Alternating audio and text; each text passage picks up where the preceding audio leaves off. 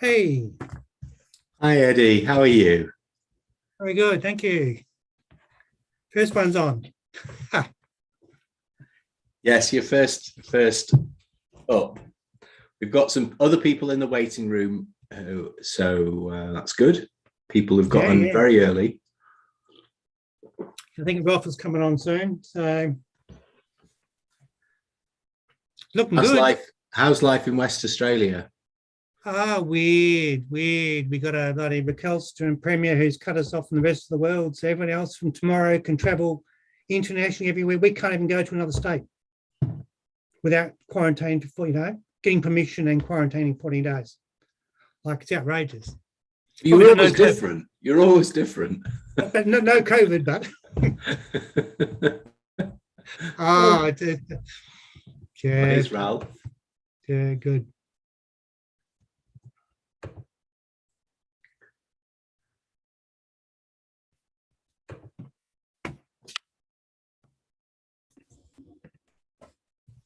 Hi there, Eddie. Hey. We're all in light blue shirts. That's very. I was just going to say that. That's fantastic. What can I say? Team LAC. How are you, Simon? Not bad. Yeah. It's strange times, isn't it? But yes, not bad. Always here.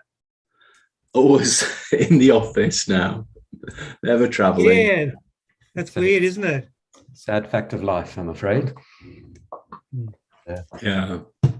Well, it's the other part of it, isn't it? It's. I mean, I have this contract for European work, and next week I'm meant to be in Prague, but I said, well, we're not going, because we'll just do it by Zoom, and I don't think it is very safe to just travel from Britain at the moment, or very responsible. And I mean, and as you read about the damage an air flight does, it really makes me think, well, how do we do these things that I would just do. I mean, going to Australia, so it's great fun, but can I justify it?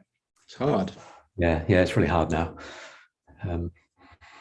Yes, new world. Hey, look, Simon, thank you so much for you and Nicola pulling all this together. Really appreciate it. It's okay. It's a pleasure. It's an honor. And we've got we're also playing this live on Citizen Network TV as well. Right. Okay. We haven't really promoted that partially because I'm always never confident of the technology, but I seem to have got it working this morning. So we're now live on Citizen Network. In fact, we are live this bit. So not that we're liable to be swearing or saying anything inappropriate, but don't. Okay, so you never know with me, so I will be very good. I don't think that's true, Ralph. I don't think I've ever heard you swear or say anything in anger. Well, yeah, we'll talk about that later. Okay. Yeah, but we're all right. We're making this change at the moment with the Citizen Network's cooperative being formally established, and that's all really very positive. Here's Sean. I'll let Sean in. And here's Nick. So everybody's very timely. Good. Morning, Sean. Morning. Hi there. Hi, lovely to see Hiya. you. Good day. Morning, Simon. Thank Hiya, you for Sean. all of your organisational skills on this. We will see. But yes, Morning. lovely to have you all here. Shall we just just to say again, we're actually live now on Citizen Network TV.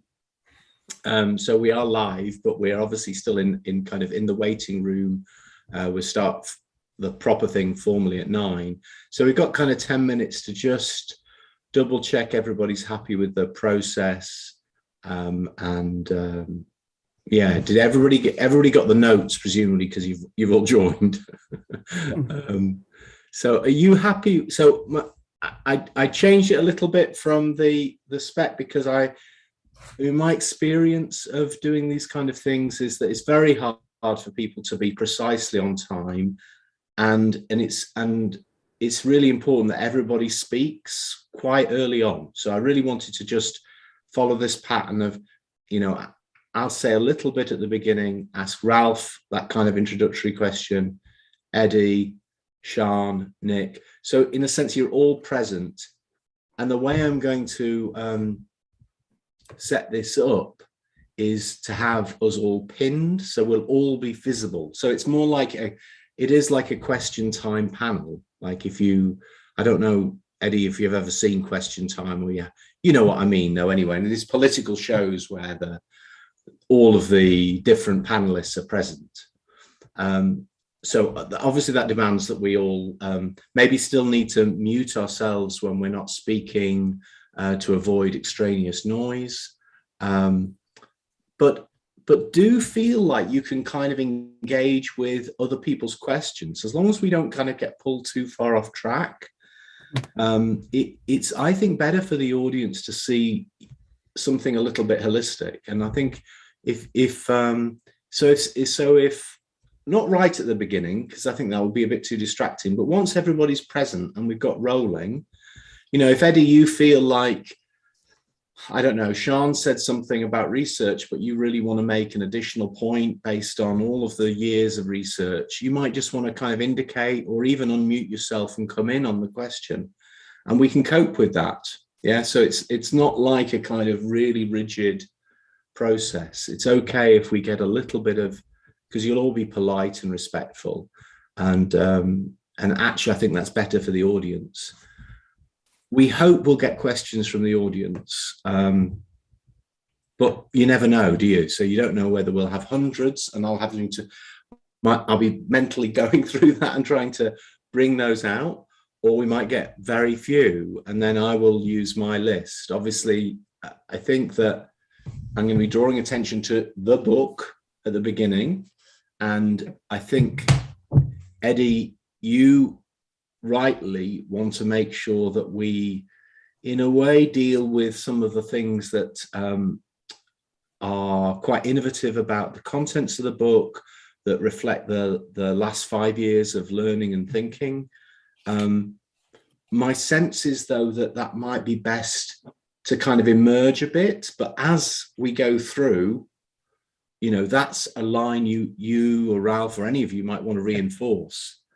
But I think it's something that should arrive at kind of like the 45-minute point, or just because, in a sense, I think we can't assume people here have even know what they've turned up to. I mean, I'm sure there'll be people here who are local area coordinators and people running schemes, but there'll be people, I suspect, who will know nothing about it and just had the concept. So I think it's important that we don't kind of run before we can walk in the way we set it up. So if we imagine really quite a broad audience, and make sure that we don't start making huge assumptions about the more sophisticated kind of things that you've discovered and want to emphasize until the time is right, which I guess we'll also get a feeling of from the questions, or the lack of thereof.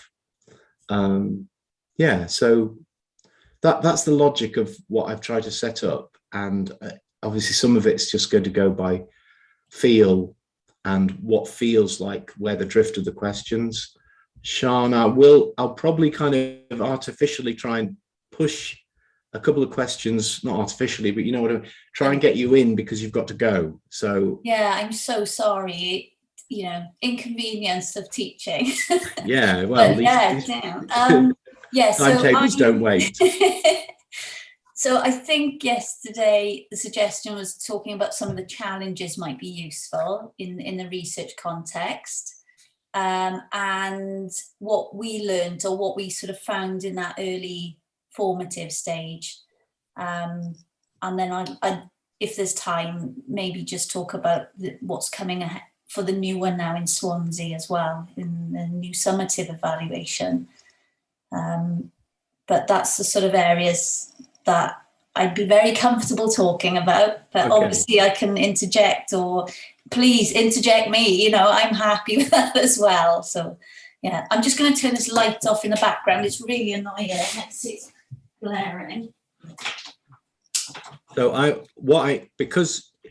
because you've got to go at 8:50, I'll try and ask you 2 or 3 questions in that first half hour or so, if I can, so there's less stress. So then if there is an opportunity for you to kind of come in more towards the point you have to leave, then that's great. But so I will kind of artificially that's prioritize you a wee bit in after the introductory sections, if that's all right. Yeah, that's and then fine. But we've still then got all the rest of the session to and at the end, if I've managed the process well, for Nick, Eddie and Ralph, I'll be asking some kind of a sum up opportunity, really, so you can kind of give a little bit more of a final valedictory statement, or something that you want people to take away kind of thoughts, or a summation of where you think things have got to.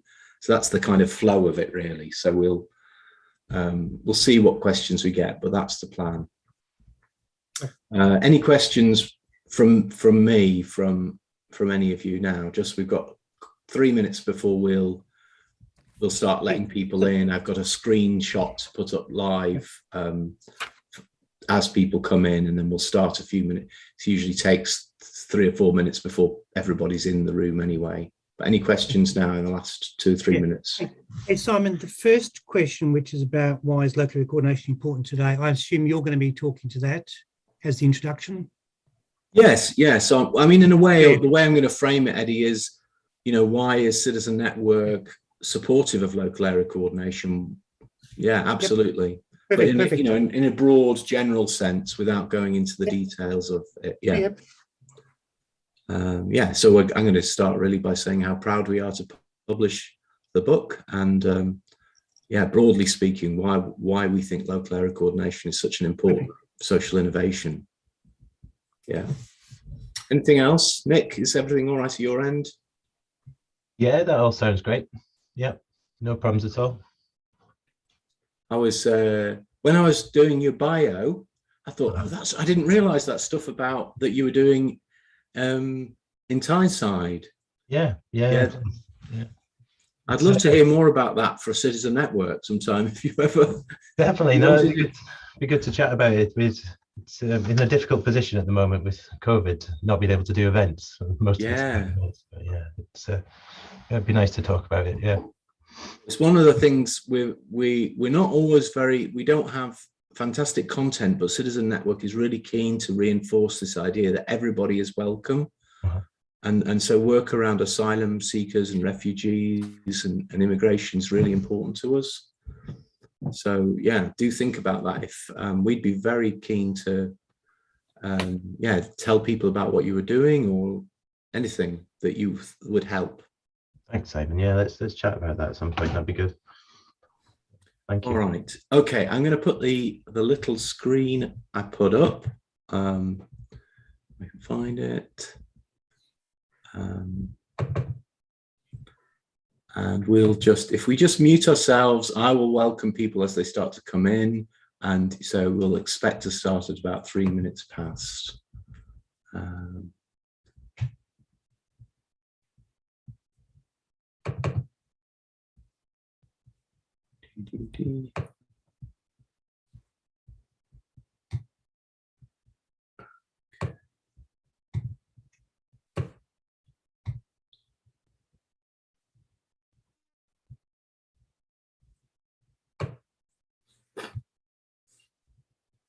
suspect I should have done this in a slightly different way.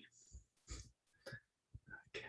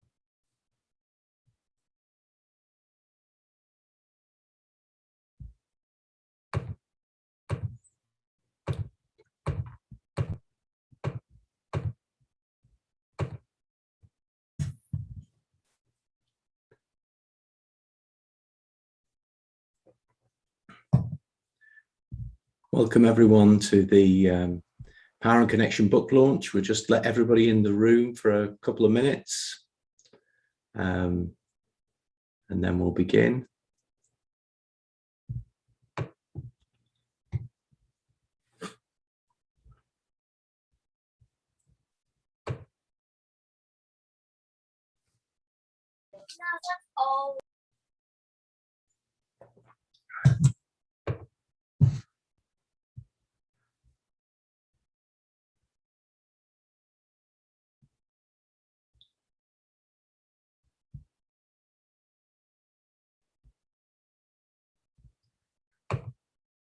Take this down. Okay.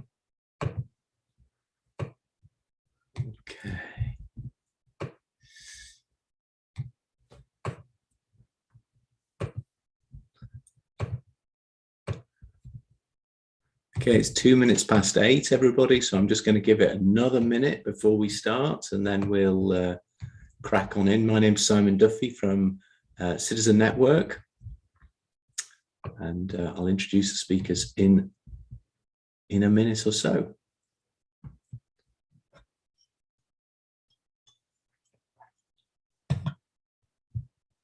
Just a reminder, we're going to run this session in a kind of question time format.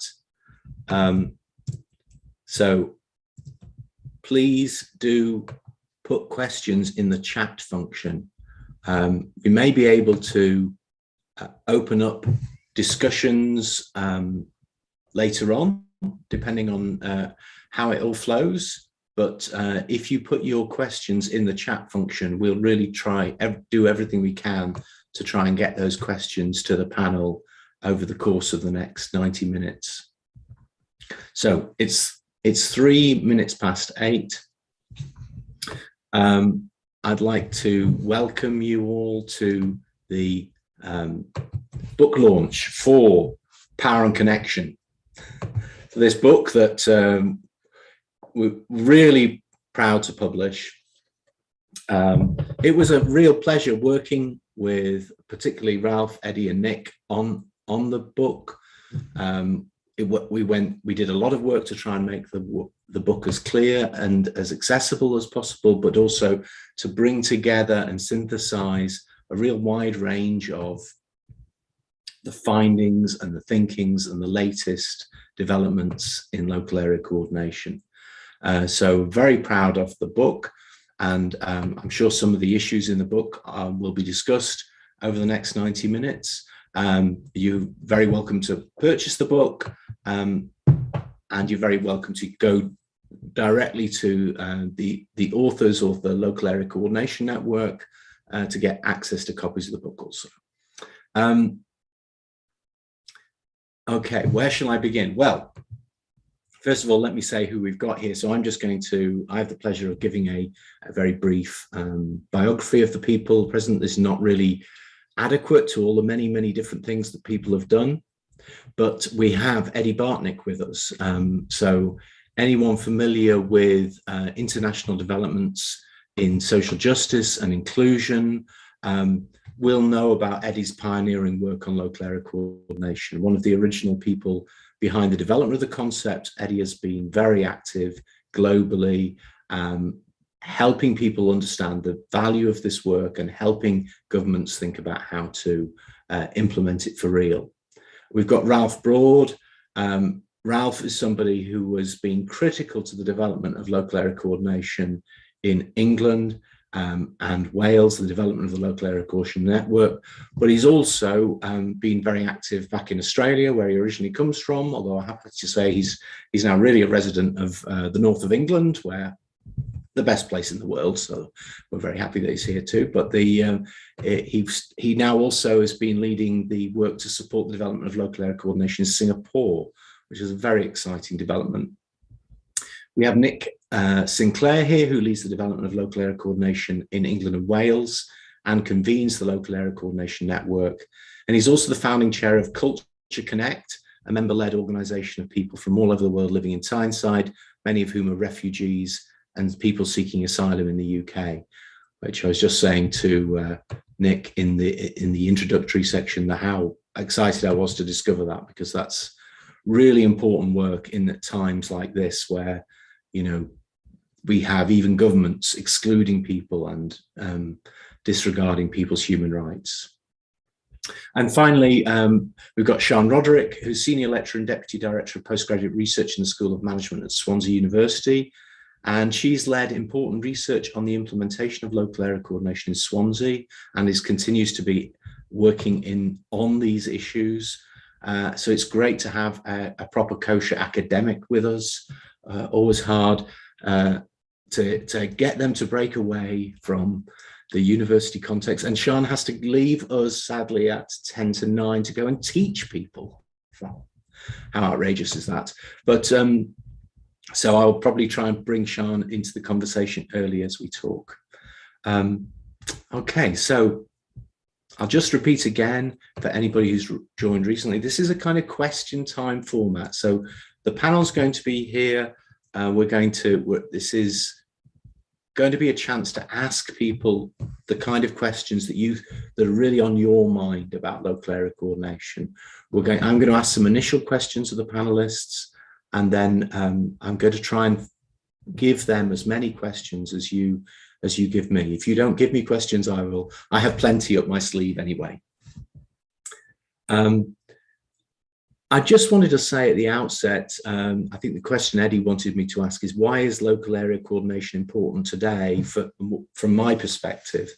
And I suppose one of the things that really I admire about the efforts around local area coordination is this intentionality around thinking about how people connect to community. In a way, a lot of my own work in the past has been very focused on ideas like self-directed support, personal budgets. How can we shift power over services to people who need support. But in a way, local area coordination to me provides a kind of prior, and in a way, in the order of things, a more important question is, how can we make sure people's lives, families, and communities are functioning in a way that means that people don't necessarily need to be engaged with services? There are very many things in life that go much better if you can sort things out without relying on even excellent public services or personal budgets or any of these arrangements. There are a lot of people's lives who go wrong for too much loneliness or a problem that's doesn't get spotted and starts becoming an even bigger problem. It's the lack of community, in a way, that's the fundamental problem so often.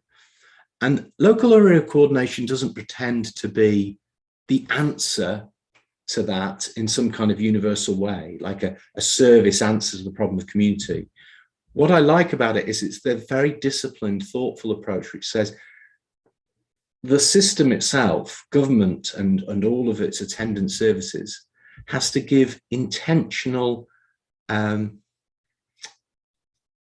positive intention to making sure that people are connected to community.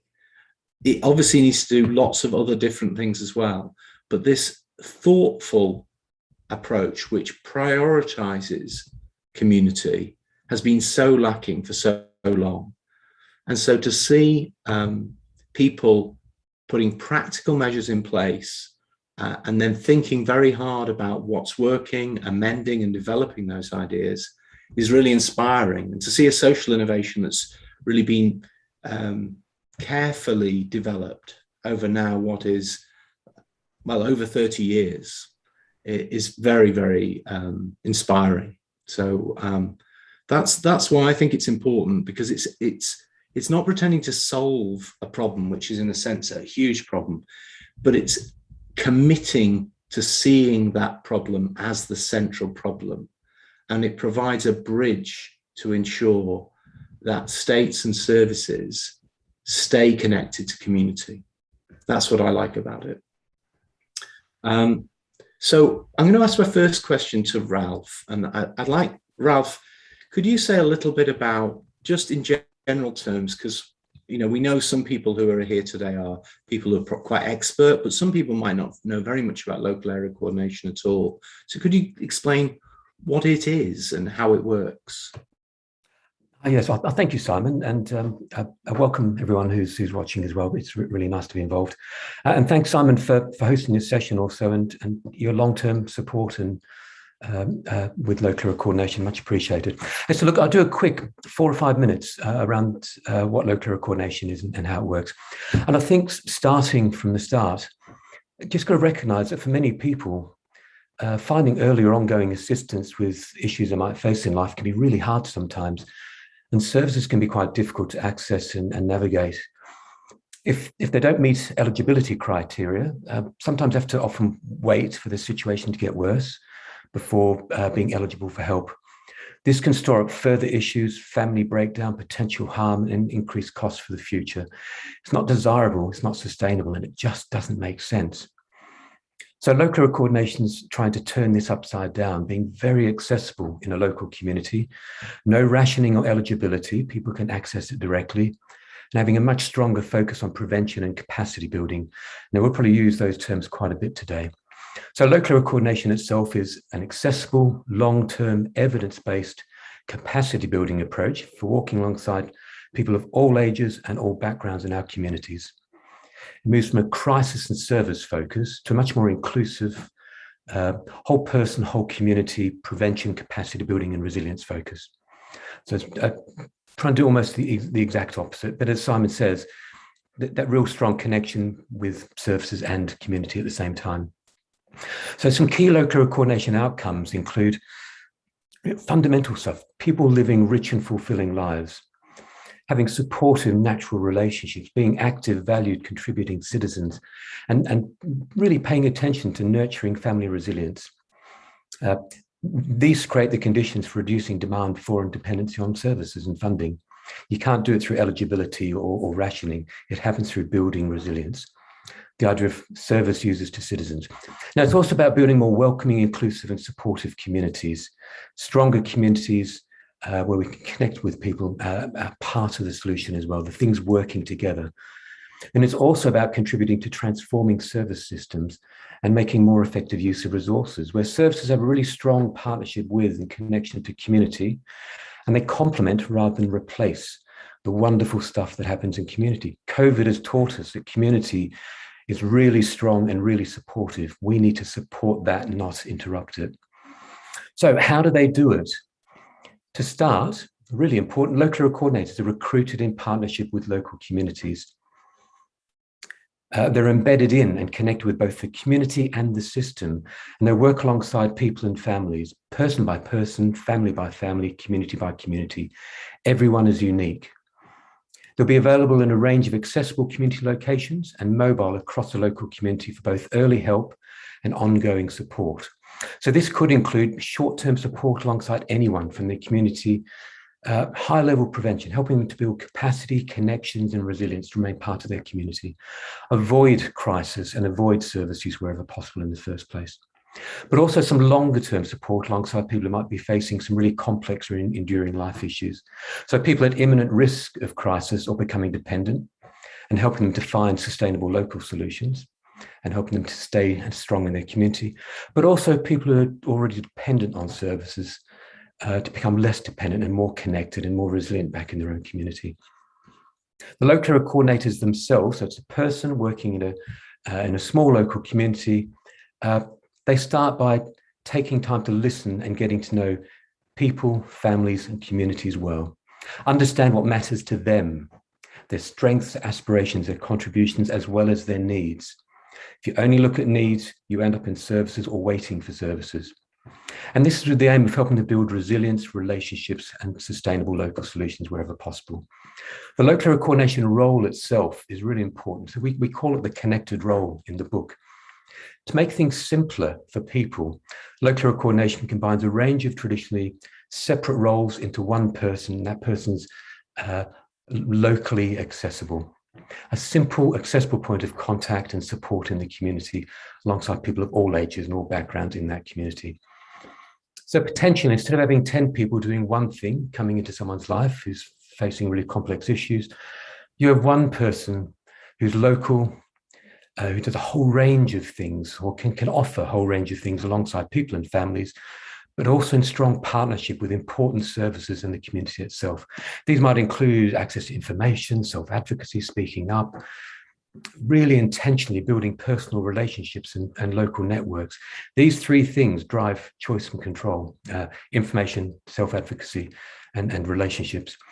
Really working to understand what people can do for themselves, their wonderful strengths, their aspirations, their goals, their needs, finding practical ways of doing the things they want or need to do, helping people to plan for the future and the practical support to make it happen in partnership with communities and people who know them and love them. And help people to connect with and be part of community life and contribute to community life.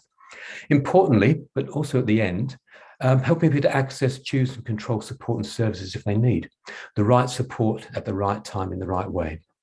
So to summarize, some key factors that really drive this, what I think is a beautiful thing called local area coordination, is taking time to get to know people well over time, building trusting relationships and working alongside people, not in front, not behind, but alongside at the person's pace at the speed of trust. Local area coordinators being well connected to the local community, being based locally in places valued by and accessible to local people. They'll hold really positive values and assumptions about people, families and communities. We see our job as building capacity with the key aim of building self-determination, self-sufficiency, rather than just providing a service or a short-term fix to a problem. And building strong partnerships with services, stronger together. Services are a really important part of this combination. And I suppose the starting point is asking the right questions. What's a good life for someone, not just what services does someone need? I'll leave it at that because lots of other things will come out. I hope that's a useful starting point for people who are new to this. Thanks, Ralph. So that sounds really logical to me, but Eddie, could you give people a sense of where this innovation began and how it's developed? and see how the Times, we're nervous about the filling the time, and then it's just flying away, isn't it? So let's try and be as concise as we can. Sure. Thanks, Simon and Ralph, and hi, everybody. I've had the privilege of being on the local area coordination journey for the past 30 years. So I thought I'd just quite quickly cover some of the key stages and milestones, and then share a few sort of key reflections on our learnings from the process. So back in 1987 in Western Australia, where I'm from, a town called Albany. So Western Australia was a population of less than 2 million people, over 2.5 million square kilometres, and Albany was 4 hours from Perth. And back in those days, if you had a child with a disability, often the person or the family would have to leave their community to go to where the services were, typically in the city or in the larger regional centres. So we knew what the problem was. We got some inspiration from families in Canada who were helping move their family members out of institutions. And they came up with the idea about separating out planning and support and the resources from the delivery of the services, this idea of sort of planning and brokerage. So we decided in Albany to try something different. We found and appointed a really great local person from the community. And we said, your job is to get to know and support local people, look to the community first, and then we can add funding or services to the equation. And that's pretty much how it started. One community, long way away from Perth. We did an evaluation after a couple of years, and it was really good. Lots of positives on every level. So we did other regional areas. We learned about other disabilities. We did some metro stuff, and then we did the whole state. So every couple of years, a big evaluation, we learned, and then we sort of grew. We also grew to some other states in Australia with some varying levels of success. But importantly, around 2000, projects started in other countries: Scotland, Northern Ireland, England and Wales, New Zealand, Republic of Ireland, and more recently, in 2021 in Singapore. And then back in my home country in Australia, from 2013, the National Disability Insurance Scheme came in, and local area coordination became part of the whole country design of that scheme. And instantly, I'll come back to, in WA, where it all started, we took some of the learnings from England and Wales and did things differently here with a broader population group. So from one population group in one small setting, we're now 7 or 8 different countries and a wide range of population groups across social care and health. A couple of key reflections: every stage of the way, evaluation and evidence. Secondly, Ralph spoke about some of the principles of local area coordination. They're rock solid over the 30 years. Our approach has been preserve the core, but stimulate change and grow. And again, sort of we inspired the work in England and Wales. They, in fact, then in turn inspired us to use local area coordination with much broader population groups. Just a very quick story. Back in the old days, in Albany, people were leaving the community. We're trying to get them to come back, stay in where they were, and also to come back. I had a beautiful image, a story of Peter, who was our first local area coordinator. A family were coming from Perth back to the community, and when they arrived, they said, "Oh, Peter was waiting in the driveway for us." And for me, it was a bit like this image of fly in, fly out, distant, disconnected support. All of a sudden, a local person getting to know you, connected to the local community, and working with you and the local community. So that's the basic idea that we started with and we've grown. Thank you. Brilliant, Eddie. Thank you. That's a really clear, and that does link us very well to Sean, because as you say, research has been a constant thread in the development of local area coordination. And it was great to read some of the outcomes that Sean was responsible for in the book. And it was great to hear, this sounds a bit funny, but it was great to hear from an academic researcher that kind of sense of the importance of the integrity of a concept, which you don't always get, I think, in my experience of some of the research work in social sciences. So, Sean, can you tell us a little bit about what you experienced, what some of the learning was in Swansea, and any broader reflections? Yes, absolutely. First of all, thank you for having me, and congratulations on the book as well. And I do apologise that I have to leave early. I'm so sorry about that, but this is wonderful. And you know, the fantastic work you're doing, it's inspiring stuff. But from my quite boring academic position, for us in Swansea, so back in 2015, we were tasked with writing a formative evaluation. So local area coordination was very new to the area, but the local authority wanted to change things in line with the recent changes in the law around the Social Care and Wellbeing Act in Wales. And they felt that local area coordination really fitted that movement for change. So my task then was to start the evaluation process. And I have to admit, this is an area that was very new to me. So the first thing for us to do was to really try and understand what local area coordination was. I know that sounds really obvious, but it wasn't really until we went to the recruitment process, we went to the leadership groups, we went to the coordinators' induction days, that really gave us a sense of what this was about. And I think if we just read it on a manual, it wouldn't have been the same experience for us. We also went to prevention panels. So we got to saw other services and other partners working in this space and their perspectives as well. So we were able to get a sense of the landscape, so to speak. For our evaluation experience, it started to grow. It started to become very nebulous from the original brief as more and more people got to hear about local area coordination and its potential. That was a real learning curve for us. So we were at risk almost of dehumanizing the effort and the endeavor because it was starting to become very nebulous. So we worked very quickly with our partners then and the local authority to sort of keep those parameters nice and neat. So anyone taking on evaluation, that's a little bit of advice.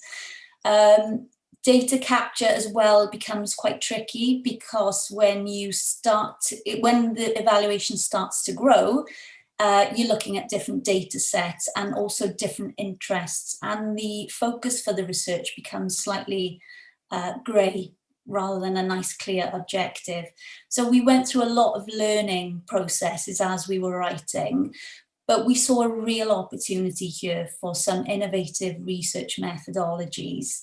And we used something called relationship and network mapping.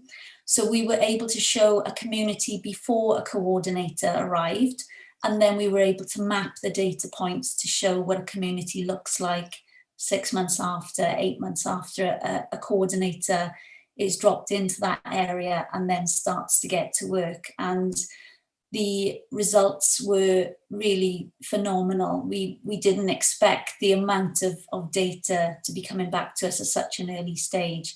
Although it is important to acknowledge that, this is a slow burn. It's not something that's going to be a panacea or a rapid action. It's the beauty about local area coordination is the time that is taken to build trust and quality relationships with people. So it is a challenge for evaluation, certainly. But the other thing I wanted to say is it's really important to make evaluation meaningful. So we went to lots of meetings where people were talking about what's the cost benefit, and that's all they wanted to focus on. But for us, it was, that was the wrong question. That was the wrong place to start. And it's all about people and communities and families and driving systems change as well to support them. So we wanted to make a document that was insightful, but also could be used as a tool for learning and to springboard off. And I'm really looking forward to, we've just been told we're going to be doing the summative evaluation now for Swansea. So we're 5 years on. We've experienced COVID, of course, and local area coordination was instrumental in maintaining community resilience through that. But there's been some real learning in terms of processes and systems as well. Do I have much more time, Simon? Or do I? I'll ask Nick a question, Sian, and then yes, okay, and then fine. I'll come back to you. But that was all really interesting, and again, very encouraging in terms of the relationship between the innovation and research community. But so Nick, you lead the Local Area Coordination Network for England and Wales. I mean, one of the things that I think is really inspiring about local area coordination generally has been the commitment. I think some of this is down to people like Eddie and Ralph and their attitude, but the commitment to developing an idea with integrity, not just throwing ideas out there, but actually how do we really make this work? And then developing a network seems to be an important part of that, doesn't it? Could you say a little bit about the function of the network, how it works and what it achieves? Yeah, definitely. No, and I think you're quite right there, Simon, about that word you used there, integrity. I think that's a very telling one, because I think essentially the network is about how we maintain that integrity, essentially in England and Wales anyway, which is, as you said, the bit I lead. So yeah, I'll talk a little bit about that, and just to say it's lovely to see so many people here today, and how great this is to be having this conversation about this wonderful book. And our network has just been so privileged and delighted to be part of it, and just reading it back this morning as I was waking up and looking at some of the stories again, just so inspiring to see all that coming through from all over the world. But you know, the stories from England and Wales that are just so moving, and just really reaffirm why we do what we do, really. So I would definitely encourage everyone to seek it out if you can, and take a look. It's a wonderful publication, and we're very proud to be part of it. So yeah, I think I always think about local area coordination. I'm the new guy. I've only been doing this for 3 years or so, but ever since I came across local area coordination, I've never really looked back. I came from the world of housing and homelessness and services and systems, and just knowing that something wasn't quite working right, and something wasn't quite right, and I couldn't quite put my finger on it. And when I first came across this, I felt this sense of, now everything's starting to make sense. I can see where this is coming from. And ever since then, it's been a really, really interesting journey. But as I say, it's a bit like anyone involved in local area coordination will say, it's a bit like opening a Pandora's box. Once you've seen all that, you can't really close it and look back again. It's a very new way of looking at the world, and a very exciting way of looking at the world too. But it is an innovation that is can be quite vulnerable and quite difficult to kind of maintain that integrity. And that's what we're about as a network, really trying to support each other to do that. In England and Wales, it's led entirely by local authorities with their health and wider sort of social care and housing system partners in the mix. So it is trying to do something very different to the way, as Eddie described and Ralph described, Sian was saying very eloquently, the way that things are normally done. It's hard. It's very, very simple. It's beautifully simple, really. It's about just being in communities, in and of those communities, alongside people, taking introductions from all over the place, not having any barriers to that support, and just starting from that point of what is your vision of a good life, and how can we kind of be on that journey together to help you kind of move closer towards it. Recognizing all the networks and assets that exist within your local place has been really rich, meaningful kind of tools to help you kind of move closer to that. But equally, what is your contribution? What are your gifts and talents and skills, and what gets you excited? And how can we, you know, work to a point where you're sharing that with your community in a way that you feel like an included, valued and connected citizen, and not someone who feels like they've been kind of pulled out of their community to be a service user, as Eddie was kind of describing as that original challenge, really. And that remains the same challenge. So that is a beautiful and simple concept, but the common sense is complex, I think, when it comes to kind of designing it. So there's a huge amount of work that goes into actually helping local authorities to implement and design local area coordination in the first place. Big part of that being about bringing the whole system together to try and think about it. What does this mean for all different parts of the silo system, different departments, different needs and issues that they might be working on? And how can we pool our resources to work in a very different way, with a view on place and those people of that place, and starting from that point of having that resource of a local area coordinator in and alongside those people, those families, those communities, think about the whole picture. So as a network, we routinely kind of reflect on those design features, but also the 10 principles that underpin it. How are all these things kind of keeping us going? What are we learning as a result of all these things that are happening over time? So it's really a kind of a learning network at its heart, and a repository of all sorts of new information that comes out from England and Wales over the last few years of this happening. I think local area coordination is a it can be a beautiful picture, but it takes a lot of different pieces to come together to make that picture happen. And if you take away too many pieces of that picture, you really lose sight of that vision. And really what we're trying to do is trying to help each other to stick to that. And some of those things around like population size, for instance, that's something that can be easily pulled out of shape. The idea being that we try and work with a very community size, neighborhood size, population size of around 10 up to about 10,000. And that's something that the kind of wider system could easily rationalize and say, well, actually, couldn't we do this at 50,000, 100,000, 150,000 and one local area coordinator for that? So it's how do we have that conversation routinely as a group about why we're not trying to do that? And within that network, our wider network, there's loads of sub layers of networks too. So you've got sort of senior leaders, elected members and officers, managers, local area coordinators themselves, which there's over 100 or so now working in England and Wales. And then as a group, I work for an organisation called Community Catalysts, who became the home of the local area coordination network back in 2018. So my job is to convene the network and to support the development of it. So we convene things like peer support and challenge training, reflective practice, celebrating the good stuff that's going on, sharing those stories, bringing people together to sort of peer challenge, peer support, to share the information and to help each other kind of work through some of these really knotty problems. And whenever we're doing some new development, those members will come in and support. So I can see on this call we've got people from York here, Joe, and people from Surrey, Rebecca, so Joe's been to speak to Surrey and help them stimulate the idea of it and get it going. So as a group, we're kind of like a family of people who are really genuinely passionate about this and really want to see it flourish. And that's so exciting to feel that energy of working with these people where they just really want this to grow and develop, but grow at pace, and that pace of trust as well, and with the right kind of features in place, the right learning and evaluation framework in place, and taking the time to really do local area coordination right, because there are so many parts of it that if you get wrong, you can see the effects of that in the design later on. And essentially that's what our network's about, is trying to help each other to get that right in a nutshell. Thanks, Nick. I'm always reminded that language, this is as a philosopher, you're taught language is formed by community.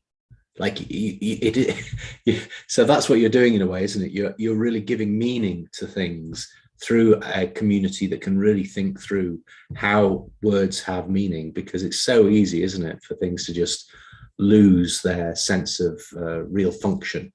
Sian, I'm mindful that you've got to go in a sec, so I'm just going to ask another question of you, and then we'll circle back around the rest of the panel and look at some of the questions that are coming in. But you touched on this, and I think that you were saying that it's important not to almost be rushed about it. But I just was thinking about outcomes, from your kind of sense of what outcomes are you seeing emerge, positive outcomes, I guess, but also, what are the outcomes that are worth paying attention to for people who are thinking about researching this? Okay, that's a really great question. From our experience, obviously we were tasked with the formative stage, so the first year of local area coordination, but we certainly saw a lot of outcomes. And for our report, you'll see how many recommendations we produced as well.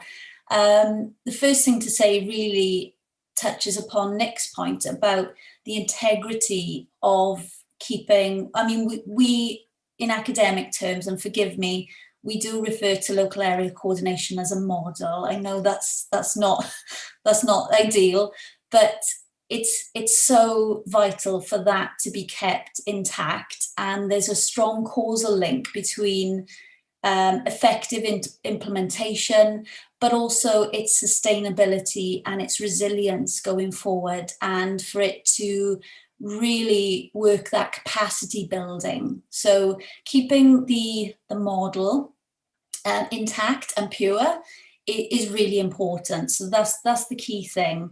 The reason we saw that is we were also asked to look at other areas in South Wales who claim to have similar sort of processes to local area coordination, but when we delved deeper, that wasn't the case, and they weren't as resilient or sustainable as local area coordination.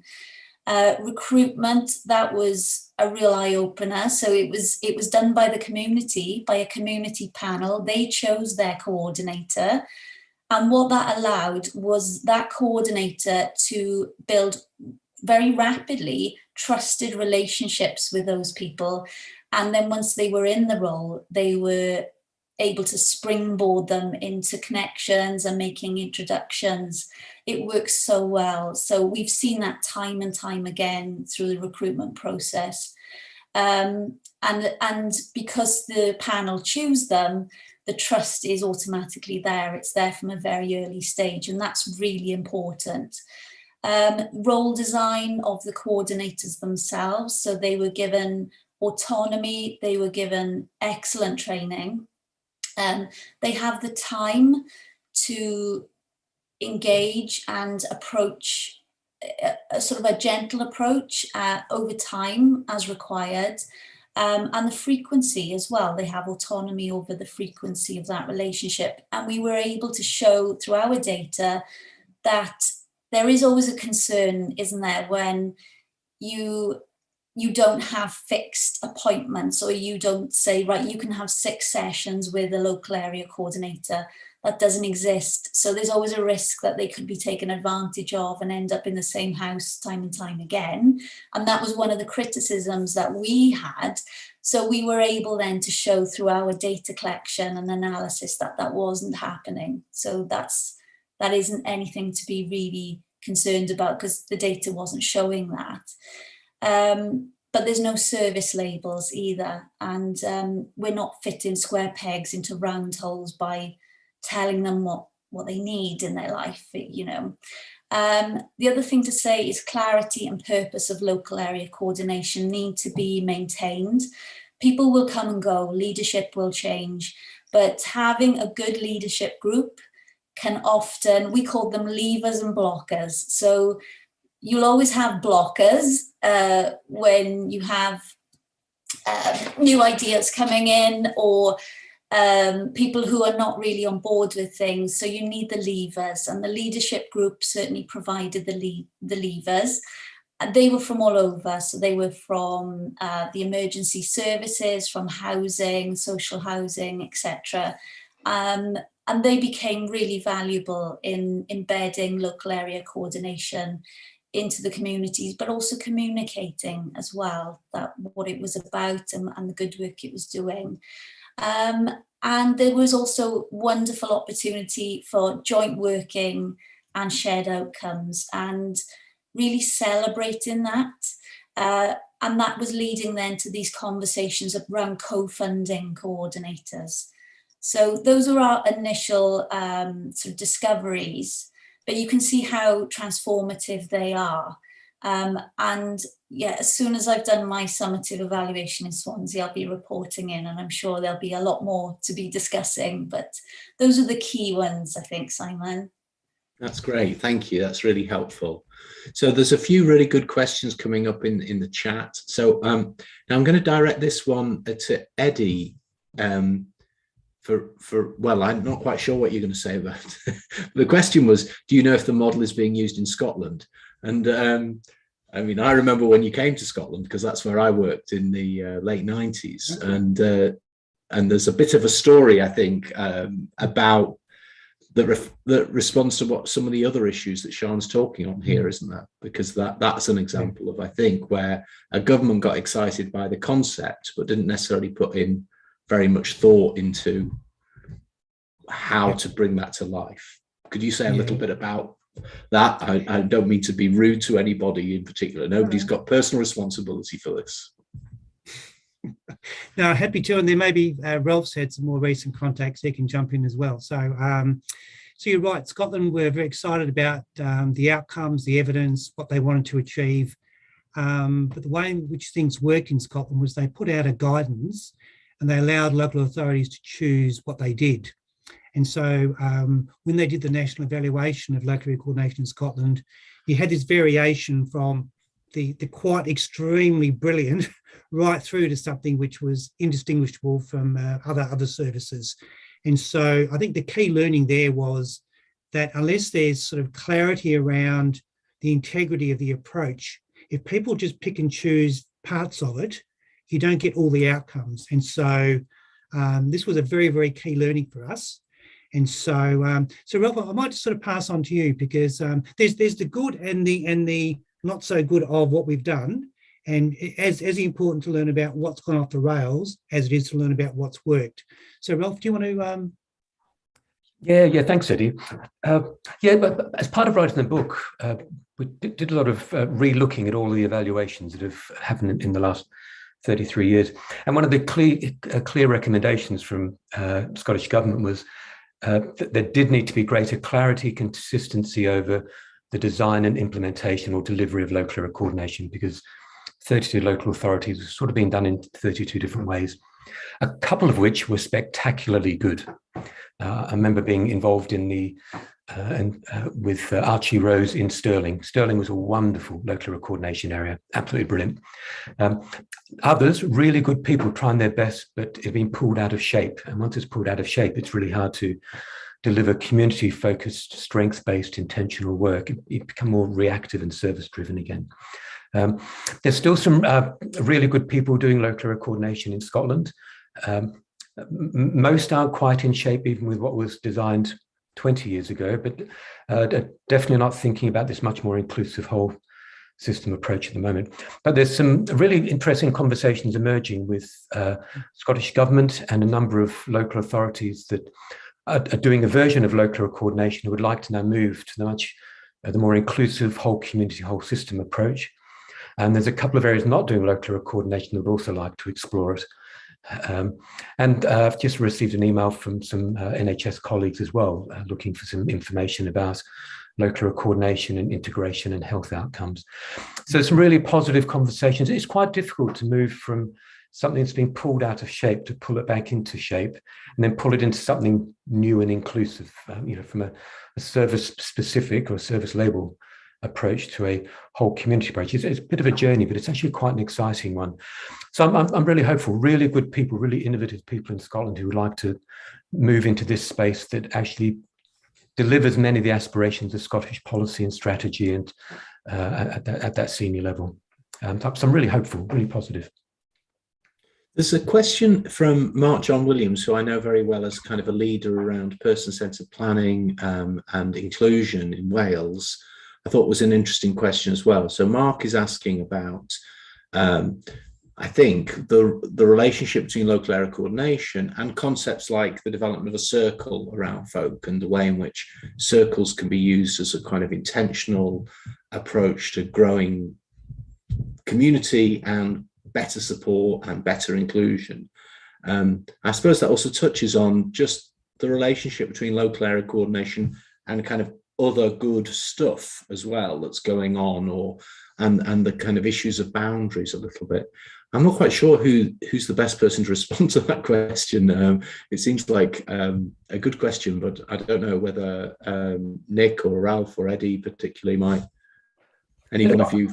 I'll make a quick start if that's okay, Simon, just because this links with some of the earlier evaluations. So Chad Oatley on Isle of Wight and Southampton Solent University, just about the relationship bit. So firstly, relationships, natural reciprocal relationships are a center point of local area coordination. I think it's the bit that makes everything else tick. And in the Southampton Solent first evaluation, they called relationships the golden thread of everything that else that happens. The absence of relationships is such a problem that drives inequality of all sorts, health and social care determinants, exclusion, a lack of a voice. So there's the building of intentional relationship networks and contribution is a fundamental building block of local area coordination. And it's one of the things, which is why it's so great that Sian and the team there did some very intensive looking at if it's fundamental, what is it delivering in terms of relationships, personal relationships, community relationships that lead to community action. So yes, the answer to that first bit is it's fundamental, it's intentional, and it's vital. I'll leave Nick and Sean and Eddie to follow up from that. Does anybody? There's another question I'm just going to throw in the mix as well, so you can make, because I think this is also about an interaction with Darius is asking a question about also what role you might see for digital technology in this as well. So in a sense, that's another emerging kind of approach, isn't it? Which is changing the world in which local area coordination operates. The world doesn't stay static, and that's one of the challenges for thinking about the meaning of integrity. So that might be something else people might have a reflection on. Anybody want to respond to any aspect of that? We can. Sure. Nick. Yeah, I'll say a couple of words. So that your first question there about other innovations in this world, I think we, and certainly in England and Wales, work really hard to connect with other good stuff going on and try and understand it. We have regular local area coordinator gatherings online where we invite people from who are leading other things to come and talk about their work so we can understand that better. One of the principles of local area coordination is about working together and, as Ralph was saying, about those relationships. So a local area coordinator is no use if they don't have really good knowledge and connections with all the wonderful stuff that's going on in their local area and around it. So it's really important that we have a sight of that, but also so that we can learn and adapt and collaborate really effectively as well. I think that's really important. So we're involved in all sorts of other networks beyond our own network, and all the constituent local authorities who make up the local area coordination network are part of other networks too. So we really try and learn and engage collaboratively as much as we can, really, because we do strongly believe that that's a really important principle and one that's fundamental to it working. So the second question about sort of digital, I think is a really, really interesting question. I think it's something we haven't started to explore yet within our network much. I think it's something we're starting to see emerge a lot within the realm of social care, obviously, and we're starting to see the impact of that on people that local area coordinators are alongside, both positively and negatively. So one of the things I think is, how do local area coordinators respond to that in a way that's, you know, how is that new tech complementary to the natural authority of that individual for them to live their good life, and how can the local area coordinator help ensure that that person is still central to all of that, and that tech is supportive of that, rather than it being something that sort of takes away that natural relationships that may have been in place, or something where you think we can just strip that back now that we have this. But interestingly, I think throughout COVID, we've seen a lot of local area coordination go online, especially in the first lockdown where we couldn't physically be with people. So a lot of those conversations started to happen online, over the phone, and in that way. And some of that has continued. A lot of people have actually said that this is how they prefer to have that conversation, that relationship with their local area coordinator. And I think for us, historically, we'd always just thought it has to be in the community, it has to be in people's homes, it has to be in their local community, somewhere like that. So I think we've learned that actually, by having that, perhaps that slightly skew on what that value of being physically present with someone, we may have been overlooking that conversation about what, in terms of choice and control, how do you want this relationship to look like, and could some of that be done through connecting online rather than in the real world. So it's an interesting one. I think it's a risky one in some ways for us, and I think we're exploring it with caution. But it's certainly, I think a lot of the drivers coming out of social care at the moment will impact on people's lives, and then it's how does local area coordination adapt around that, really, in a nutshell. Cool. Hey, Simon, could I jump in just on both of those? Just a real grassroots one. So when I was director of local area coordination, just at a very grassroots level, you'd be having the conversations with individuals and families about the importance of family, friends, and making a contribution, and, you know, sort of, and how the more people around you help you with a bigger vision and, you know, a better plan and all that sort of stuff. So we sort of got interested in different ways in which people might start to think about and organise, you know, around that idea. And so we would bring in people to talk about circles, microboards, networks, all those ideas, and not just bring them in to talk to the local area coordinators. We brought them in for the individuals and families everybody pretty much. So then it became this next layer of those that were interested in that. We then created various, opportunities for people to go deeper, because there's no one size fits everyone. And so some people went microboards, other went networks, and so local area coordination is a bit of a springboard for that.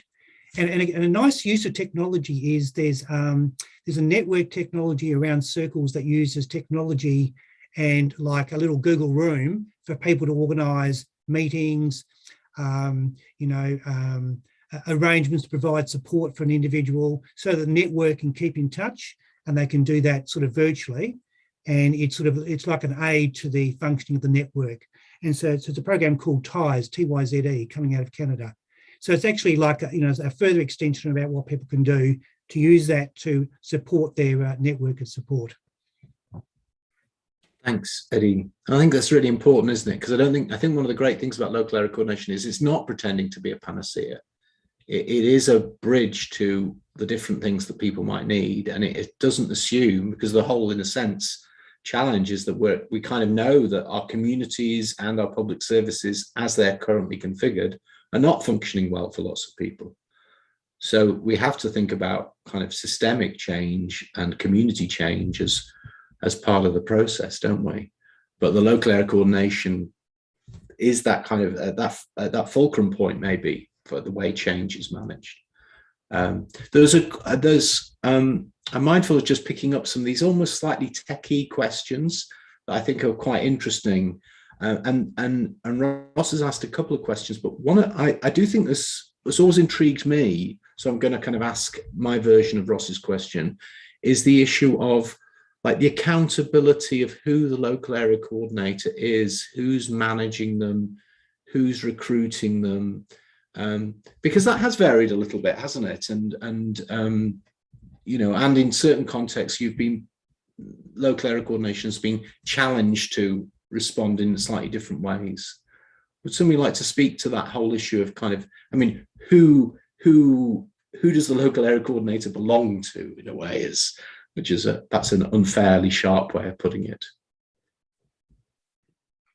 I'm happy to kick off, if that's right. So I'll be speaking from England, Wales, and Singapore context, and Isle of Man. So I suppose it's a bit of a broad question to answer, because lots of things underneath that create conditions for good outcomes. And one of the outcomes we want is a system that's much more connected and with itself, and more connected with the community and that type of stuff. I think the evidence has shown us really clearly that if you want some of this, not only the people, family, community outcomes, but also a more responsive service outcome and more personal, flexible local service system, where it's hosted suddenly becomes really important. And our learning has been absolutely crystal clear that where it's hosted in the system, as well as being embedded in the community. So two things are happening: embedded in the system, embedded in the community. You're creating space and shape for both the transformational stuff, but actually delivering stuff alongside people in the community. So sort of a when is a service, not a service type conundrum. Where it's been commissioned out, it's been much less successful because of the disconnection with services and into a contracted commissioner type role. Have you done this? And it sort of eliminates innovation and creativity. There might be ways of mitigating that in the future, but we're quite interested in that. Then there's the next bit about the system's quite big. And one of our things is, how do we bring it together? So although it might be hosted in one part of the system, we want to make sure the rest of the system is connected to it. So it might be hosted by one, but accountable to all, and including accountable to the community as well. So it should be some form of community leadership alongside whole system leadership.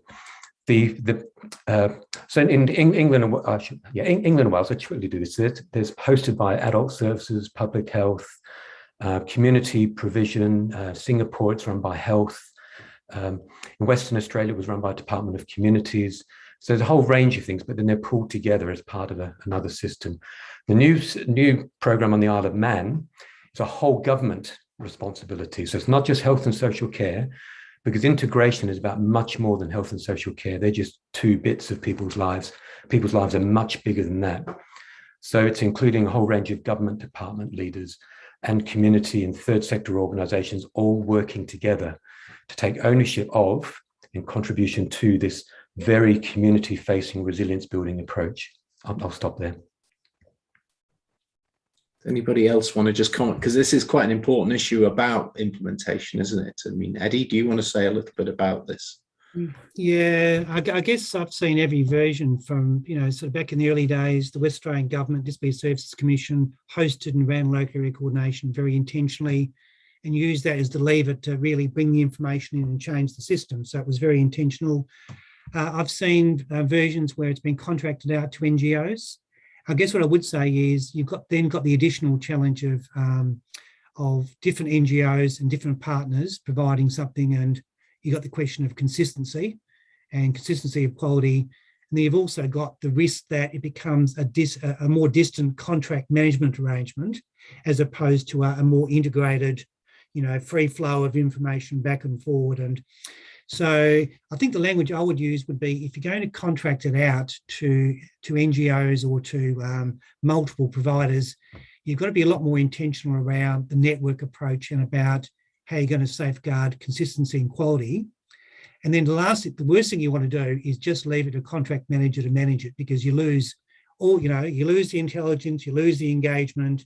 It becomes something that somebody else is doing and not, an integral part of the overall strategy. So, so I think we've got to deal with multiple realities. The key is if you put it out externally, you need more safeguards. Nick, what's your perspective on this from an England and Wales point of view?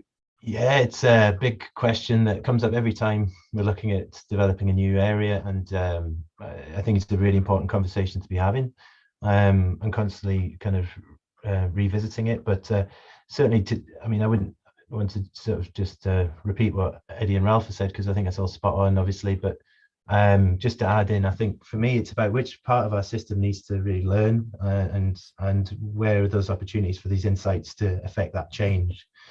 And I think if local area coordination is felt like it has some sense of direct link ownership within that system that needs to change, which in our instance in England and Wales is local authorities, the wider health and care system, then that is, I think, can be a really positive thing if done well. It's all part of the wider design and everything.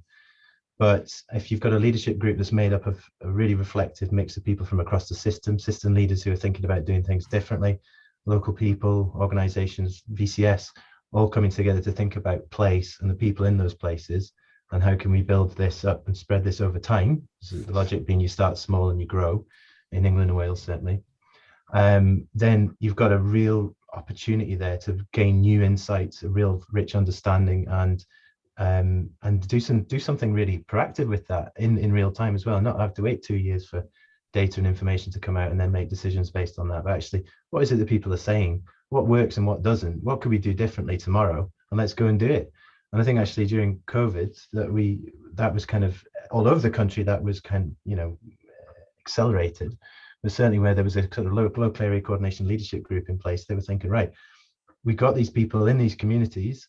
We know what communities can do because we've got these relationships already in place. We've invested heavily in building these relationships. Let's not duplicate what local people can do for themselves. Let's do what we can do well and use this link with the local area coordinator to keep those connections flowing and going. So I think they inhabit a very interesting place in between community and the sort of state. And I think that's an interesting grey area. And there's lots of interesting things that can come out of that. But I think the question someone put in the chat around, does this kind of present barriers for relationships building with local groups and people? That I think is a really valid question. And I think, yes, it could do that if the local area coordinator was restricted in the way they could work. But if we've done that, then something's gone wrong in the design. So it all goes back to that point really of lots and lots of investment in conversations and discussions. And so I'm working with Surrey at the moment and Nottinghamshire, and just investing huge amounts of time in having conversations with all sorts of different parts of the system, different levels, different local communities where these local area coordinators are starting, before getting to the point local people helping to shape that, obviously go on to recruit their first local area coordinators. But actually, if you kind of really kind of put a lot of energy into that, then you can really start to get people together and think, right, what's this about? How can we make this work? And actually see the value in it and the complementary aspect of it, rather than it being seen as something that duplicates or replicates, or something that's going to steal resource from over there, or assets stripped from there, or all these sorts of problems that people kind of foresee sometimes with new innovations coming into the system. So I think if you can keep everyone centered on the person, the family, the community, and this is about helping people to move closer towards their vision of a good life, and that's the starting point, and try and keep those very simple ideas in people's minds, then it doesn't really matter where it sits. Actually, I think if it does sit within the local authority, that's where you can see that start to influence the culture change within that wider organization, which I think personally is where it needs to shift within this country, certainly, anyway. So Darius has asked another question, which I think is a good, I'm going to ask this question because I think it's quite a good way into, again, some of the more technical aspects and the question of how local area coordination has evolved. And then I'm going to start shifting to some of the more strategic questions that some other folk have asked. But I think this question, I think Darius is asking about the ratio of local area coordination to people. But your understanding of this, I think my understanding was, I think somebody said 1 to 10,000 people, and 10,000 being, in my mind, kind of 2 neighbourhoods, because we kind of roughly, a neighbourhood being about 5,000 is what the neighbourhood democracy movement would probably say. But these are all very rough figures anyway. But these things must have evolved a little bit, because when local area coordination started, it worked specifically with people with intellectual disabilities, didn't it, Eddie, in Western Australia? And now, I think this, so it's important, I think, to explore this. It's now a much broader intervention or strategy.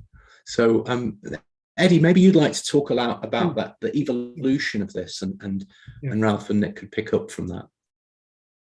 Yeah, no, that's good. And it's interesting, over the last few years, Nick and Ralph and I have been sort of talking about the metrics of this and trying to understand. So I think one way of describing this would be, we went from a narrower target group and a much deeper involvement with that population to one where it's a broader population, and probably the reach into that population doesn't go quite as far. So it's positioned a bit more at the preventative, early intervention, so early support end, and a little less so around people with more critical or more significant needs. That's being a little bit blunt, and it's also to do with the positioning of other services as well. So the people in England and Wales have been, I think, hugely skillful in not setting these local area coordinators up to fail and to be swamped by, every service just, handing over their list. It's been a very disciplined partnership approach where local area coordinators have been introduced, and it's been a slow introduction, and it's been very skillful. So I might start there. So Ralph and Nick, do you want to?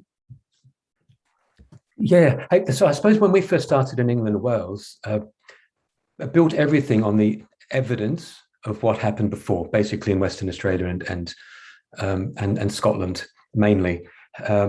And then we did start to think about if the idea that the community is the source, the richest possible source of relationships, opportunities, contribution, and solutions to many, many, many problems that services can't solve. Suddenly, our knowledge of connection with and contribution to those communities becomes vital. If that's the case, the next logical bit is, how big is too big? How small is too small? If it's too small, it's too expensive. Bluntly, how do we afford this? But actually, if the community is too big, we can't possibly get to know the people, the places, the resources, the opportunities, and then help to mobilize that so it's more accessible for people who are excluded for whatever reason, for whatever their service label is, their circumstance, their culture, their spoken language. And we started off finger in the air, to be honest. We said, okay, let's think about ward level, 14 to 16,000. Sounds okay. We learned really quickly, actually, that, and this is, Eddie told me, follow the metrics. We did the evaluations. We learned that in many places, the demand was really high. Well, that's for lots of reasons, which need lots of analysis as well. But we did start to see this sort of sweet spot, I think, in the last 2 or 3 years, that up to about 10,000 appears about right. Now, this is acknowledging that every community is different, so you could be very careful and pay attention to rural communities or remote communities or island communities. So it's not a fixed thing. Again, it's got to be very intentional. but that appears to be that sweet spot that gives us good knowledge of and connection with communities, so it can be of high value to people who might be excluded from communities and isolated, lonely, or finding difficulties in solving some of their problems, and therefore only able to access services if they're eligible, which is another story in itself. So that's sort of how we came to that, and we're continuing to look at that and then think about what's the maximum number of people that a local area coordinator who do have long-term complex issues they're facing. What's sort of the maximum number before you suddenly become just a reactive service deliverer? How do you still maintain that capacity building approach, helping someone to need those services they're already dependent on less? So we've got some numbers around that. We think somewhere between 30 and 40 is about right. And that's a combination of people in crisis with joint working with other services. Other people have been through that, and we're just helping them to tick along. There's not dependency, but we're available. We're helping them to continue to build their capacity. And there's some people that sort of bobble between. There's then the short-term bit, this really high-level prevention stuff, which is really important. People talk about prevention, but actually don't really invest in it. But prevention's the big one.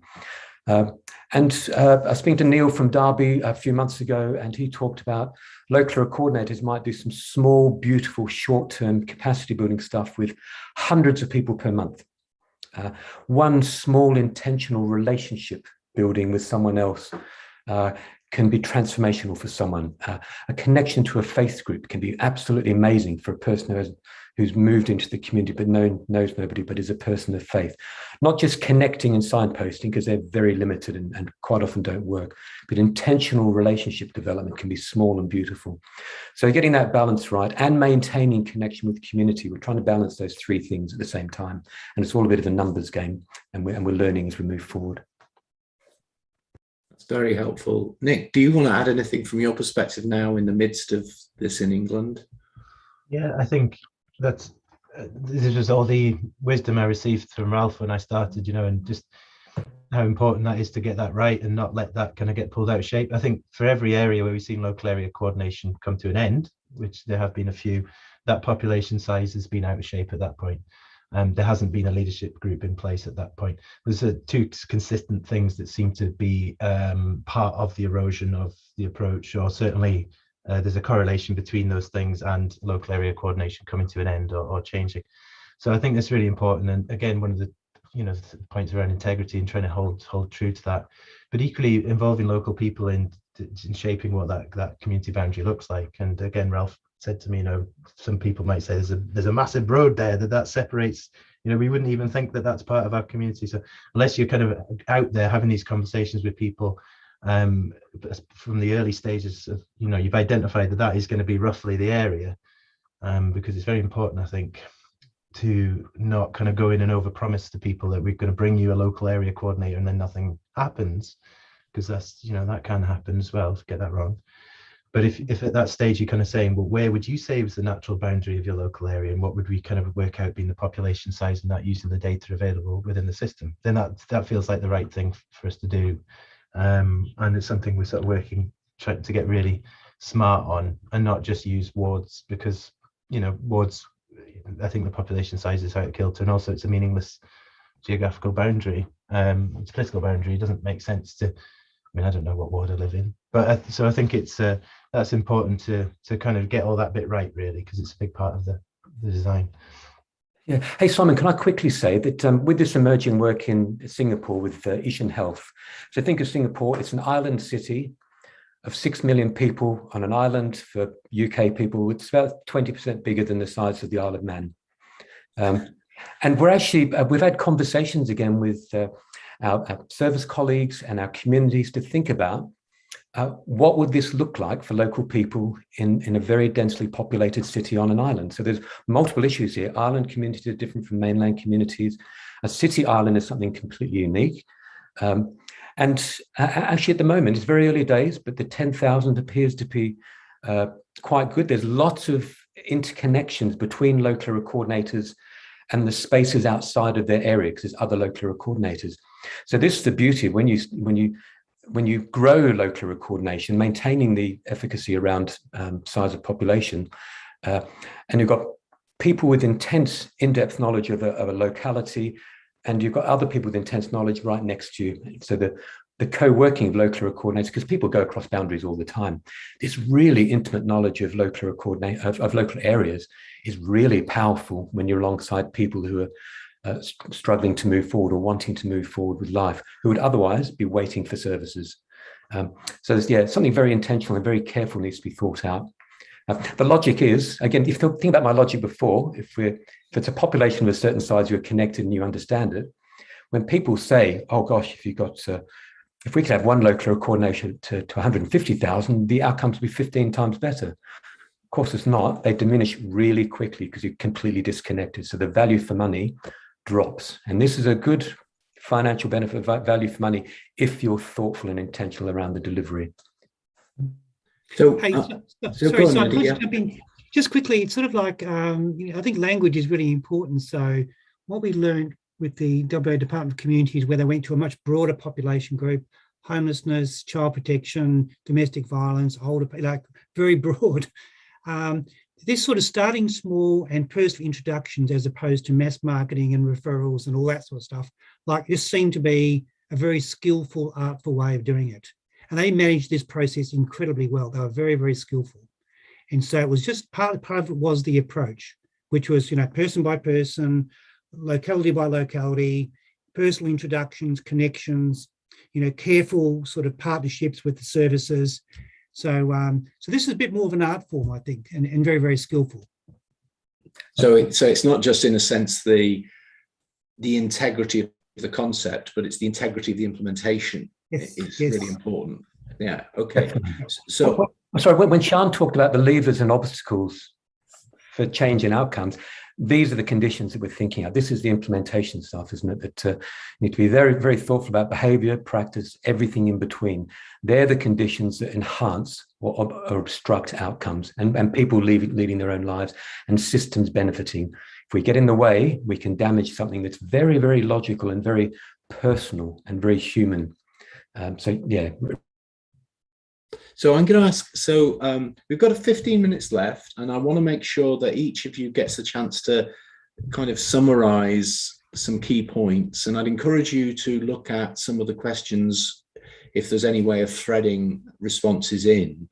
But there are a couple of questions early on from Bruce and Deborah that I'm going to integrate into one broad question and ask you each to think about. So Deborah was really asking, what are the pressures or the obstacles that you face in terms of good implementation of local area coordination? And Bruce was asking, well, and who does local area coordination as a concept belong to? Obviously that's a huge big question, isn't it? But I think you've got some answers for that, so that's why I'm asking you. How do you, in a world where people can run off and call anything they like local area coordination, I guess, how do you actually maintain that integrity globally? I think the book is actually part of trying to answer that, in my opinion. But maybe you want to kind of build on that a little bit and respond to the general force, maybe, of Deborah and Bruce's questions around where are we going from here? What are we learning? And what's the strategy given the way the world is at the moment? Joe McKaylee, who had to leave, has also asked about, traditional service responses kicking back in at this point now. And, it's that kind of pressure, I suppose. So, maybe I'll ask Eddie to start because, you've been on this journey so long, Eddie. And then Ralph and Nick could come in on the back of that. Yeah, okay. So maybe I'll sort of come at this in two ways. So one is, one of the chapters in the book sort of teases out research, evidence, and what we know about integrity and sustainability.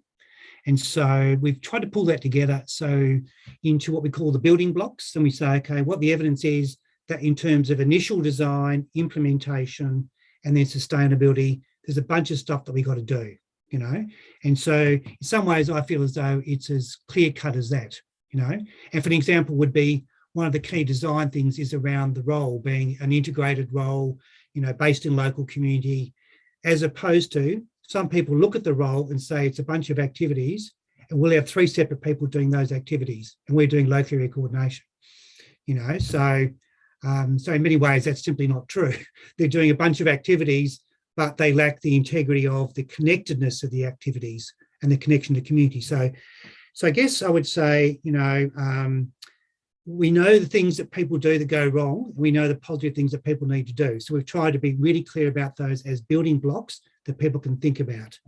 Secondly, why we're so important about this network idea is, we think local area coordination is something wonderful if done with integrity, and it's best done through a broad international network and solid technical support. And one of the things that the England and Wales people have done that was incredibly smart is they've kept a rein on who can say they're doing local area coordination. They can do whatever they like, just don't call it local area coordination.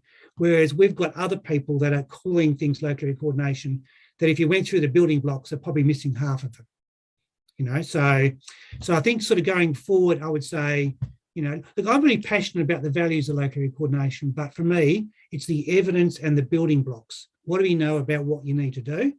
And then secondly, we'll do this better if we do it together and that we value deep technical support for people starting on the journey. Thanks, Eddie. That's very helpful. Nick, maybe you'd like to respond to that kind of challenge and build on what Eddie said. Yeah, definitely. I think, there's a really, really strong points. And I think, again, that one of the main rationales for being a network and thinking and acting as a network is to try and stay true to that, but also perhaps reduce the likelihood of the name becoming just used in different ways, which is something we're trying to avoid because we want the name to be synonymous with those design features and the principles that underpin it. And that's part of a journey and part of a wider family and collective of people trying to drive this forward. So that's the rationale there. And actually in England and Wales, it's interesting that it doesn't happen so much. There isn't many kind of instances of people calling something local area coordination out with the kind of group of how we work. So, which is, I think, testament to us trying to work collaboratively as a group to stop that from happening, really, I guess.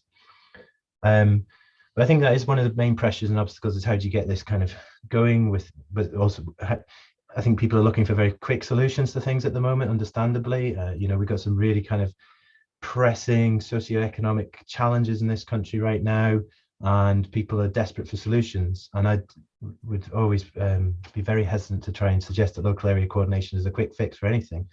I think you could fairly early on see some interesting outcomes, but actually this is a long-term kind of capacity building approach, which is about thinking differently, doing things differently. And I think you can have the crisis response and the capacity building stuff at the same time. I don't think those two things need to be separate. I think we can think in two kind of mindsets around this at the same point. And we saw that, I think, during the last 15 months of COVID. And Joe's point, though, as well, is the social care system going to snap back again? Are we going to revert to type or worse? And I think that's a really kind of interesting one and a big challenge and a big obstacle. As more and more people may fall into some point of crisis in their life, is the expectation on the state going to be that we're going to have to somehow respond to that and solve that? Well, actually, why aren't we thinking, how do we kind of work with the energy of local communities and people to build on that now in a really meaningful way, so that communities can become self-supporting places that are inclusive and welcoming, the full vision of local area coordination. So one of the obstacles, I think, is short-termism and the pressure of budgets and the pressure of COVID and the kind of many issues that we're facing right now.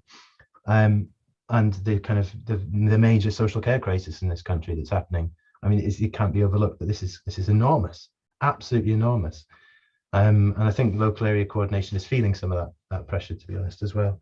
And it's interesting to see the different areas, the different stages of their journey and how they're kind of responding to that in England and Wales. I think the sort of thing around who does it belong to, the question around who does it belong to, for me, it's always that local area coordinator is accountable to that individual there alongside and their family and the wider community. And that's fundamentally important, and that needs to be enshrined through a shared agreement and some sort of kind of agreement between them and that person as to who's going to do what the point of that relationship is as it emerges over time. And that's really important.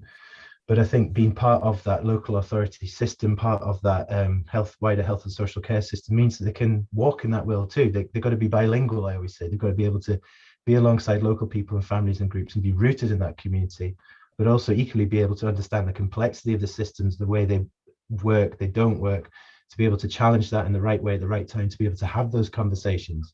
And that's why I think fundamentally for me, it's important that it sits also within that system, because it's got to have this foot in both worlds. But in terms of who it belongs to, it's got to belong to the people of that local area, that community, the people they're alongside. And I think that's fundamentally what needs to remain central at the local area coordinator's mind whenever they're starting a relationship with someone, that this is a privilege. They've been invited into that individual's life, and they've got to tread very, very carefully and walk alongside them. Don't try and fix, don't do too much. Just be in the moment with people, listen, build that relationship, and take the time to do that. And all the system behind them and all the leadership behind them and all that sort of stuff has got to give them the space to do that. And I think that's what's fundamental importance, part of the design and those building blocks that Eddie's talking about, because all of that leads up to just that clearing of the space, the way that actually those local area coordinators are allowed to work in that very kind of flexible and autonomous way, because that's what people want. It's what we would want if we needed that in our lives. Many of us do, our family members do, and many of you may do. We want that personal relationship. We want that conversation. We want that local thinking and resource available on our doorstep. And we want that introduction to be able to come from our family member or our neighbor or our community leader or anywhere. We don't want to be extracted out of our community in order to have to access that system. So yeah, those are some reflections on those questions. That's really powerful and helpful, Nick. Thank you. And Ralph, and I'm mindful we've got about 6 minutes left, and I have a question for each of you tucked up my sleeve. So, but Ralph, there's a lot already said, but did you want to comment on this? Oh, look, I'll be really quick, I promise. I agree with all that came before, and I suppose there's something about as we're working alongside leaders and communities to design, develop and implement local coordination. I suppose there's that thing around, I picked this up from Eddie in the early days, building a shared vision for what it is we want in our communities, for ourselves, and in our services. So absolute clarity about what we're trying to achieve is really important.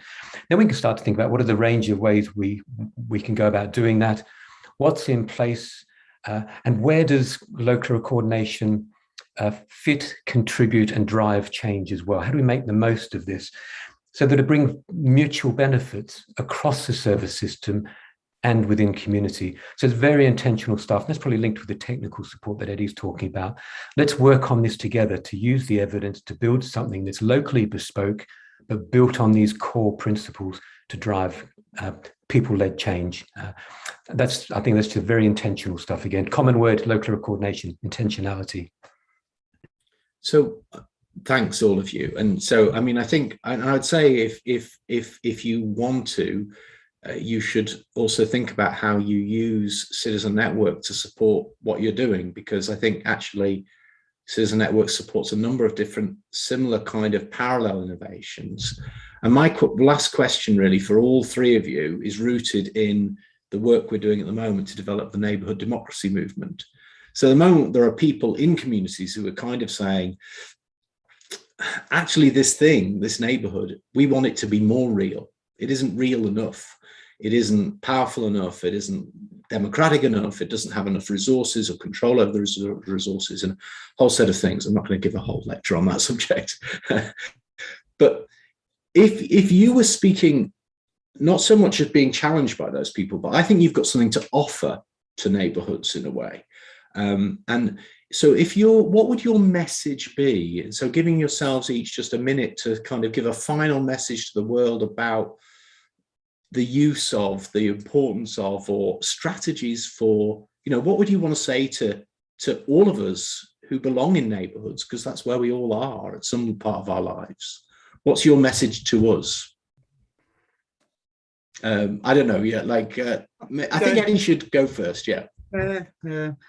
Look, I'd probably go back to if you do have this sort of deep conversation about a good life for all of us, value relationships and opportunities to make a contribution and having choice and control, all those things are really vitally important to us. And the fact is that formal services can't deliver many of those things. They can do some things, but the most important things in our lives come from our relationships and our communities. And so, this is about what people can do themselves together, and then the complementary space of the service system. So I think the main conversation is about, like, the place of the service system is to complement and add value, not to take over from ordinary citizens. So that's really where I would start. Thanks, Eddie. Nick. Yeah, absolutely. And I think I would just add that I think community-led solutions are increasingly going to be the only option, I think, in this country, certainly. And I think we need to be thinking very carefully and quickly about what resource we need in order to make that work in our local areas. So that would be what I would say, is thinking about where is the power in our local communities right now, and is that fit for purpose for, I think, the level of kind of some of the challenges that we're going to be expected to respond to, and how do we do that in a way that's collaborative and plays to the strengths of the entire system, rather than it being a kind of expectation of a failed sort of system or state that this communities just need to pick up that slack. Because ultimately, I think what would end up happening is those things would be replicated in the way that it's always happened. We don't want that. So how do we work collaboratively now, very quickly, recognizing that we've got a big challenge on the horizon, really, and think about building capacity at the same time as responding to crisis. Thanks, Nick. Ralph. 30 seconds or less, I can do this, Simon. Hey, I was really inspired by some of the early Western Australian evaluations. And I remember clearly there's one bit in there that local people feeding back that communities are stronger and richer and better places to live through the inclusion of people who would otherwise be excluded. And I think through that, understanding that everyone has something to offer, and part of this beautiful connected part of local area coordination is to go alongside people in the way we're supposed to be, but also that connection with the community and understanding all that community has to offer, and helping everyone to be part of mobilizing that, and still respecting the power of services in the right place at the right time. I think that real understanding, but that bit that communities are stronger and better for the inclusion of everyone and contribution of everyone, was something that stayed with me for 20 years. Well, that's a fantastic point to end, isn't it? Because that's what this is about, isn't it? It's not about just, as it were, paternalistically saying we want to take care of people. It's actually, we're missing out people's contribution. Our communities are weaker through that. And local area coordination is a thoughtful, balanced, well-designed, potentially well-implemented social innovation that can help us make citizenship and community real. So that goes back to my question right at the beginning I was asked to ask myself, which is, why do we support a citizen network local area coordination? It's precisely because it's on the money of what the challenge is today, just to make sure, everybody does matter, but it doesn't feel like it sometimes in our communities. It doesn't feel like we're respecting the value of everyone. And so it's fantastic that you've built on those early innovations. You've not let go, and you've continued to build the evidence. You've continued to adapt and think differently.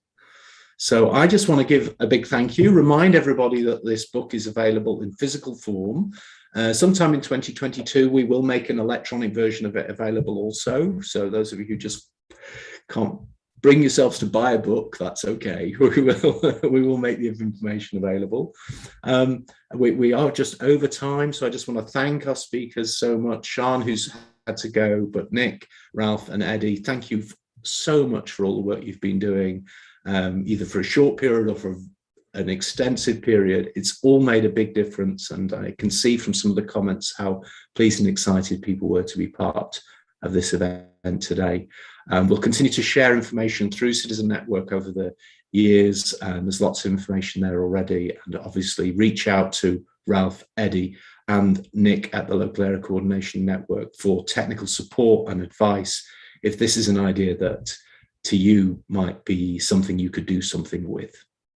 Okay. Hey, Simon, in the spirit of local area coordination, can I say everything starts with a conversation? Listening, learning, doing. It'd be great to hear from people. There you go. So get in touch, I think, is the message. Thank you, everyone. Thanks for listening, everyone. Bye. Bye for you. now. Bye. Bye.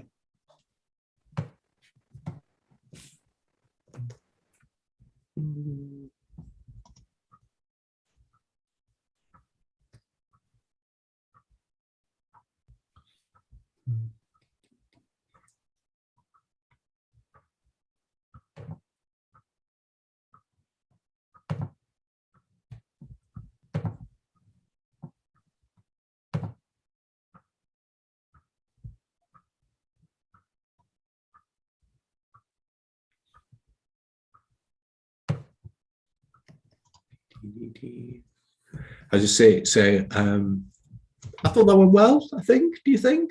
Are you okay? Yeah, that's good. You tell us. We're still live on YouTube, so we can. I thought it went well, but we certainly seem to engage people. We got about 50 people. It's always a shame that the ticket book it. Nobody. It's like that's a good response, but you kind of people bought 100 tickets, and then you get not everybody turning up. But we certainly got a big international audience and lots of engagement. Oh, that's great. Actually, it is a shame because I got approached by a whole number of people that couldn't get in. So it's a real... Yeah. I know it's maybe we should oversell. We maybe have to think about that because it's almost you can bet on a third not turning up. But anyway, all of this is recorded. We will edit top and tail this, throw this bit out, and we'll put it up on the Citizen Network website.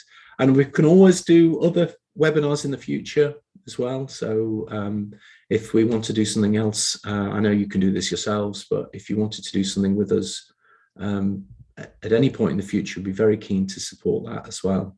Great, thank you. Any last questions or thoughts?